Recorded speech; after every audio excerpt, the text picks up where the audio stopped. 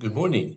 This is John from the Springs Mennonite Church, and I'm here this morning to start a new week with a slightly new topic. Last week I talked about who is Jesus from John's Gospel, chapter 8.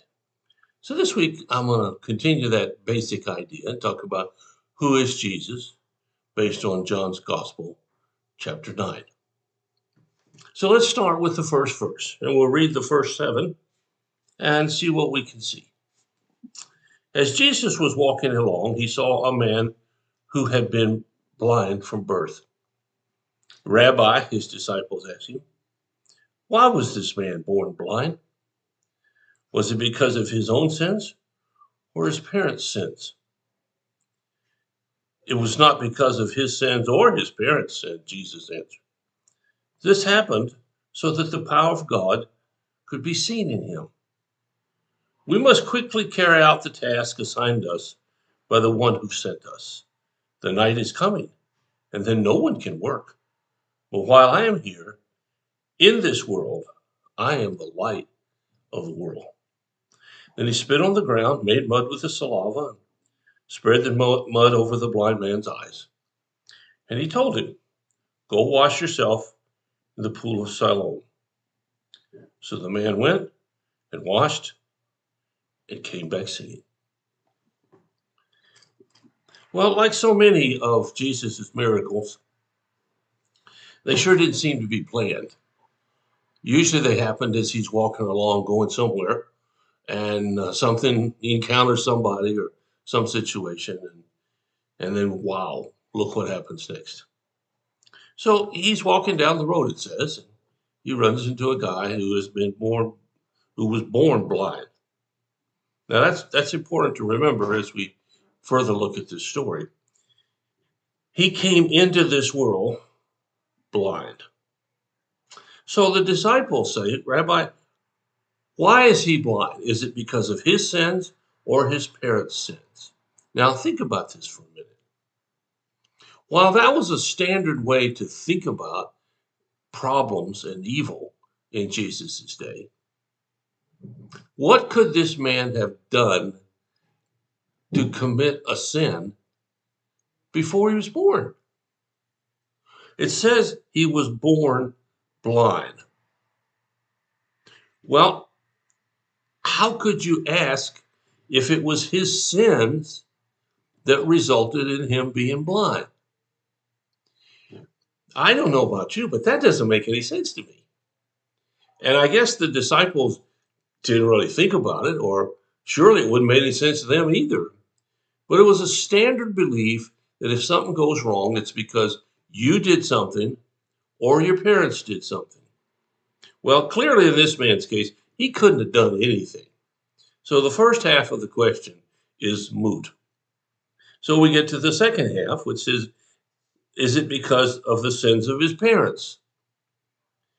Well, there are some things that can result in physical illnesses that the parents, usually the mother, do. The mother takes drugs while she's pregnant. It can affect the fetus.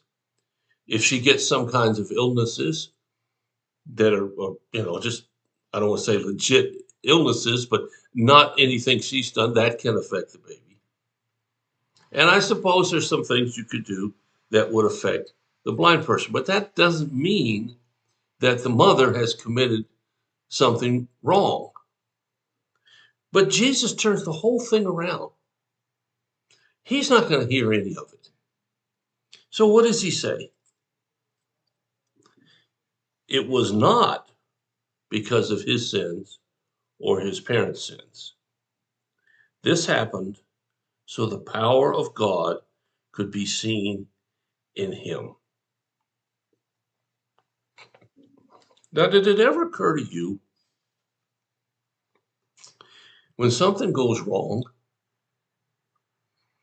when something unexpectedly happens, that the real reason is because it will allow God to show his power? Now, I got to be honest with you. I'm thinking, I can't think of a single circumstance when I actually thought that thought. Now, maybe from now on, I'll think it better. But the notion that whatever happens is not somebody's fault, it's an opportunity to see God at work. Well, Jesus goes on to say that, the light is not going to last here very long. The night's coming. He said, but while I'm here in the world, I am the light of the world. Who is Jesus? He's the light of the world. Well, what does that mean? Well, he's the one that projects light into all circumstances, however good, however bad.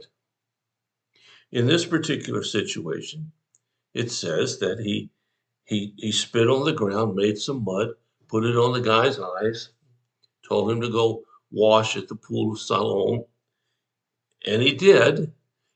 Jesus didn't say to the guy what was going to happen if he did it.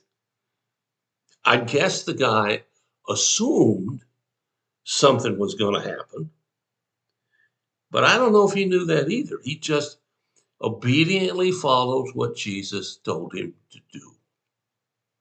And if you look at it that way, that's about all you and I can do either. We can't make something happen if it involves another person or a miraculous type circumstance. All we can do is follow what Jesus says. Now think about it. It's pretty simple. The disciples want to know who sinned. Jesus said, nobody did. This isn't the result of sin. This is a result of an opportunity for God to work a miracle. And he is the miracle worker. And he does something with mud, tells the guy, go wash, and voila, now he sees. Is that the Jesus that you walk with in your life?